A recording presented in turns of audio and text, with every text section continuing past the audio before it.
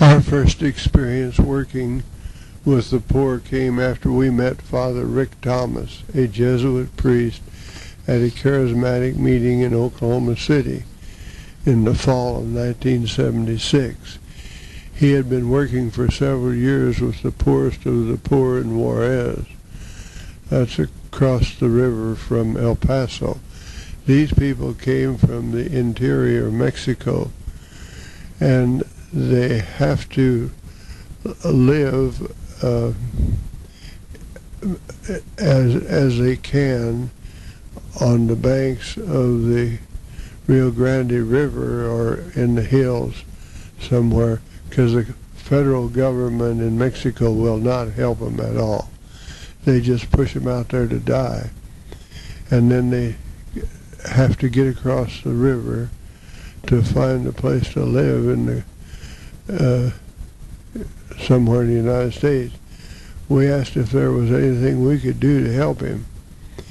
He wanted us to come to El Paso and see what they were doing and decide how we could help in the work there. Father Rick had the Lord's Ranch, which is about 250 acres north of El Paso, and the workers there were mostly young people.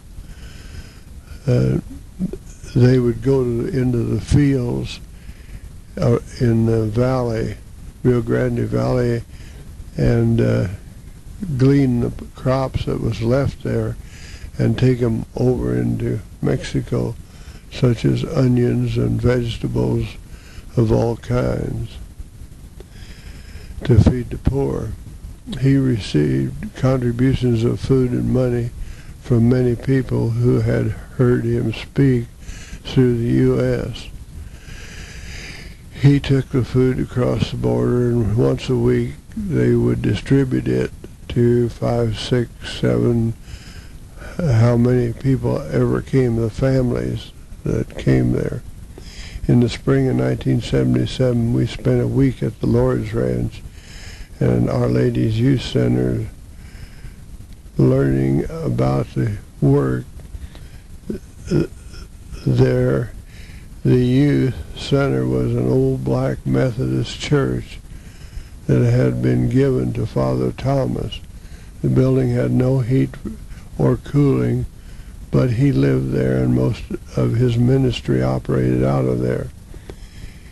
He always needed helpers to distribute food, so Dorothy and I did this while we were there, and later when we lived in Tularosa. We would give each family a certain amount, and some of the women would walk 3 or 4 miles to come there and then carry their week's supply back to their home. Many of them said they shared the food with relatives living around them. They all had enough to eat until the next week, and food was given out again. One of the first miracles Father Rick experienced was when he decided to have a big meal at the dump. These people were living off of the dump in Juarez, and if you've ever seen that, it's a terrible sight.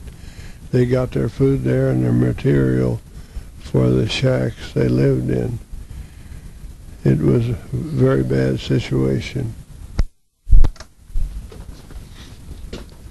A man by the name of Frank, who had been working and was working with the post office in El Paso, had a little shack built on the bank of the dump that he lived in during weekends and days off.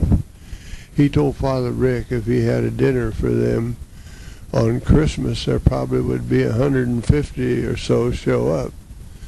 They decided to have ham, beans, and tortillas. They backed up a pickup that held the supplies to a line of tables, folding tables that they had set up out there.